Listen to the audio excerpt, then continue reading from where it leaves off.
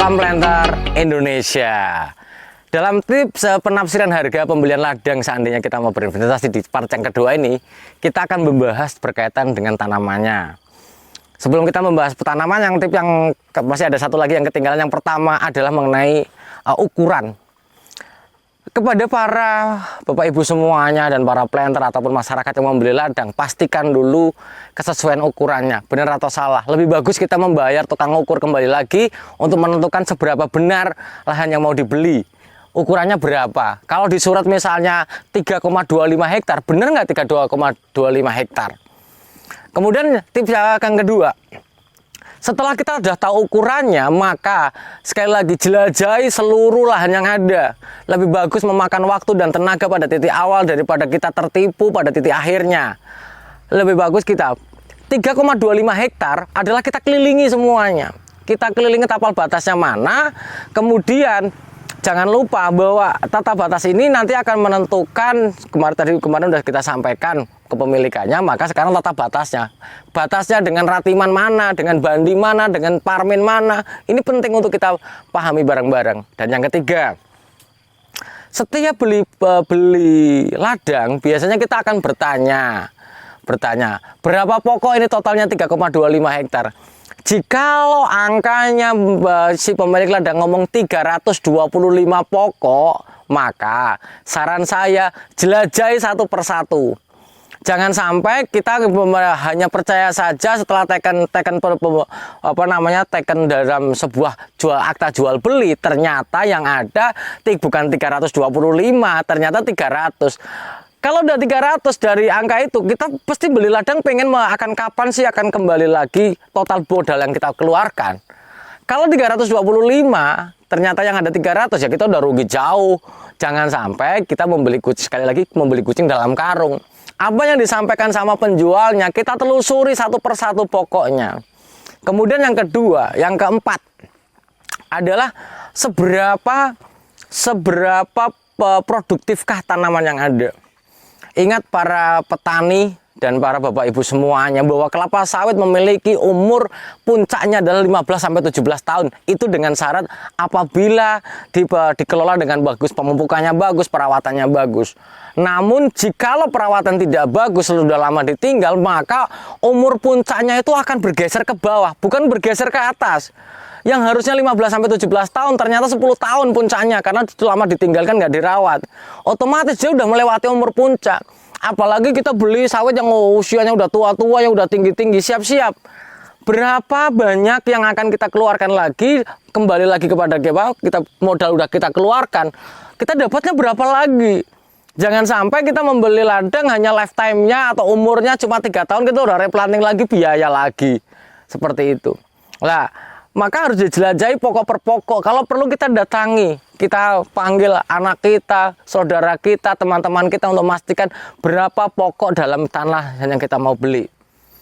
Dan yang kelima, saran saya adalah seperti ini.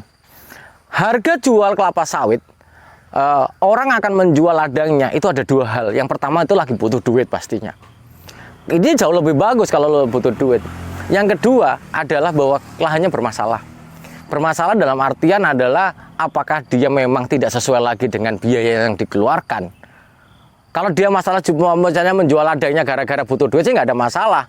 Wah, ini kepepet anaknya udah mau masuk kedokteran, maka ladang ini mau dijual, ya nggak ada masalah. Namun jikalau ini dijual gara-gara biaya pupuknya tidak bisa dikembalikan dari panen sawitnya, ini yang malah petaka besar bagi kita.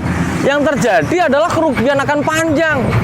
Itu. Maka banyak orang membeli lahan murah yang harusnya misalnya tanaman 7 tahun harganya 80 juta per hektar. Ternyata pembelian ladangnya hanya, wah ini murah nih 60 hektar. Kita harus berhitung dulu umurnya berapa. Kalau dia umurnya sudah melewati masa puncaknya, misalnya umur 18 tahun dan lama nggak dirawat, ya siap-siap. Apalagi bibitnya cabutan. Karena kalau dia bibit bersertifikat, maka biasanya pada saat ini namanya penangkar atau balai benih sekarang lagi mengembangkan kelapa sawit yang lambat meninggi. Lah itu 18 tahun. Cuma pelepahnya aja udah pada gundul-gundul, pasti kita beli. Ya, ini harus menjadi pertimbangan berapa nanti harga tafsirannya. Jangan sampai kita membeli lahan terlalu mahal. Padahal lifetime-nya baru tinggal 4 tahun lagi, kita panen 4 tahun lagi, kita harus replanting. Wah, ini kerugian yang besar bagi kita. Dan tips yang terakhir di part yang kedua, dan semoga bermanfaat bagi para Bapak Ibu semua dan para petaninya, seperti ini. Untuk menafsirkan pendapatan sebelum kita akta jual beli, lebih bagus Bapak Ibu semuanya ikut dipanen mereka. Rata-rata ke kebun masyarakat adalah dipanen per 2 minggu atau 14 hari, karena tergantung tokenya pastinya. Apakah dia nanti datang ke lahan, kecuali kita mau menjualnya ke luar, ke ram-ram luar sih nggak ada masalah. Namun jika dia memang ada tokenya yang datang di setiap 2 minggu sekali ke lahan kita, ikuti sekali berapa tonase yang didapatkan pada panen kali itu. Jangan pernah bicara katanya. Misalnya kita mau beli lahan, ini Pak, lahan ini berapa per 2 minggu keluar? Wah, ini kalau keluar ini Pak 3 ton. Wah, 3,5 ton. Jangan percaya. Lebih bagus datangi di waktu mereka panen terakhirnya, sebelum kita menandatangani akta jual belinya. Sehingga kita akan meyakinkan setelah legalitasnya oke, tapal batasnya oke, produktivitasnya oke, ikuti produksi yang selanjutnya. Maka kita akan menentukan seberapa yakin kita akan berinvestasi pembelian ladang itu dengan harga yang sudah disepakati. Mungkin The Brondol tidak akan pernah mengatakan bahwa ladang ini harganya sekian. Sangat variatif, tergantung kondisi, tergantung tempat, karena bahwa harga lahan itu sangat tergantung transportnya, kemudahan transportnya. Semakin jauh, semakin ke dalam, pasti harganya semakin murah.